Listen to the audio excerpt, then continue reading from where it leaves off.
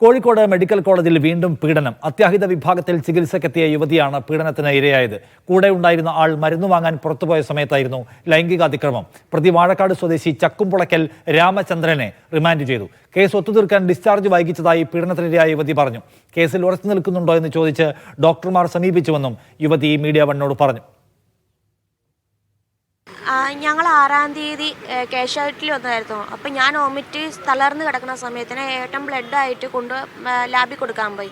അപ്പം എനിക്ക് ബോധമില്ലാതെ കിടക്കുമല്ലേ, അപ്പം സഹായിക്കാൻ വേണ്ടി ഒരാൾ കൂടെ കൂടിയതായിരുന്നു. പക്ഷെ ആരാന്ന് എനിക്കറിയത്തില്ല. ആളാദ്യം എൻ്റെ മുതുക് തടയി തന്നു. ഞാൻ വെച്ച ഏട്ടനാണെന്ന് വിചാരിച്ചത്. കുറച്ച് കഴിഞ്ഞപ്പോൾ ആൾ കൈ ഇങ്ങനെ കൊണ്ടുവന്നു. അപ്പോഴെനിക്ക് എണീക്കാൻ പറ്റുന്നില്ല. കുറച്ച് കഴിഞ്ഞപ്പോഴത്തേക്ക് ആൾ ഈ പാൻറ്റിൻ്റെ ഇടയിൽ കൂടെ കൈ ഇട്ടിങ്ങനെ പിടിച്ചു. അപ്പം ഞാൻ എണീറ്റ്.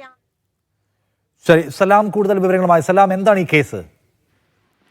നിഷാദ്, ഈ മാസം 6-ാം തീയതി കോഴിക്കോട് മെഡിക്കൽ കോളേജിലെ അത്യാഹിത വിഭാഗത്തിൽ ചികിത്സക്കെത്തിയ യുവതിക്കെതിരെയാണ് ലൈംഗികാതിക്രമം ഉണ്ടായത്. ഈ കാഷ്വാലിറ്റി കെട്ടിടത്തിനുള്ളിൽ വെച്ച് ഇവർ വീൽ ചെയറിലായിരുന്നു. ഈ സമയത്ത് ഇവരുടെ ഒപ്പം ഉണ്ടായിരുന്ന ആൾ പുറത്തേക്ക് പോയി, അതായത് ഈ രക്തം ടെസ്റ്റ് ചെയ്യുന്നതിന് വേണ്ടി പുറത്തേക്ക് പോയി. ഈ സമയത്താണ് ഇവരെ സഹായിക്കാൻ എന്ന വ്യാജേന ഒരാൾ ഇവരുടെ അടുത്തേക്ക് വരികയും പിന്നീട് ഇവർക്ക് മേൽ ഇവരുടെ സ്വകാര്യ ഭാഗങ്ങളിൽ സ്പർശിക്കുന്നതടക്കമുള്ള ലൈംഗികോപദ്രവം ഇവർക്ക് ഏൽപ്പിക്കുന്നത്. അതേ തുടർന്നാണ് പിന്നീട് പോലീസ് സ്റ്റേഷനിൽ പരാതി നൽകുന്നത്.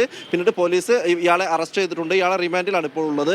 ഏതായാലും ഇവർ ഉയർത്തുന്ന മറ്റൊരു ആരോപണം എന്ന് പറയുന്നത് ഈ ഡോക്ടർമാർ, അതായത് ഇവർക്ക് ഈ മാസം 11-ാം തീയതിയാണ് ഇവർക്ക് ഡിസ്ചാർജ് നേരത്തെ അറിയിച്ചിട്ടുണ്ടായിരുന്നത്. എന്നാൽ ഡിസ്ചാർജ് വൈകിപ്പിച്ചു എന്നുള്ളതാണ്. വൈകിപ്പിച്ചതിന് കാരണം ഈ കേസിൽ നിന്നും പിന്മാറുന്നുണ്ടോ അല്ലെങ്കിൽ കേസിൽ സ്ട്രോങ് ആയി ഉറച്ചു നിൽക്കുന്നുണ്ടോ എന്ന് ചോദിച്ചുകൊണ്ട് ഇവരെ ജൂനിയർ ഡോക്ടർമാർ സമീപിച്ചു. അങ്ങനെ ഒരു മാഡം ഇങ്ങനെ നിങ്ങൾ ഉറച്ചു നിൽക്കുന്നുണ്ടോ എന്ന് ചോദിക്കാൻ ഇവരെ ഏൽപ്പിച്ചു എന്ന രീതിയിലാണ് ഈ ഡോക്ടർമാർ ഇവരെ സമീപിച്ചത്. അതുകൊണ്ടാണ് ഈ രീതിയിൽ 11-ാം തീയതി ഡിസ്ചാർജ് ലഭിക്കേണ്ട ഇവർക്ക് ഇന്ന് വരെ, അതായത് 2 ദിവസം വൈകി ഡിസ്ചാർജ് ലഭിച്ചത് എന്നുള്ളതാണ് ഇവർ പറയുന്നത്. ആ ഒരു ആരോപണം കൂടി ഇവർ ഉയർത്തുന്നുണ്ട്. ഏതായാലും കേസിലെ പ്രതി ഈ വാഴക്കാട് സ്വദേശിയായിട്ടുള്ള രാമചന്ദ്രൻ ഇപ്പോൾ റിമാൻഡിലാണ്. നിഷാദ്, ശരി, സലാമാണ് വിവരങ്ങൾ നൽകിയത്.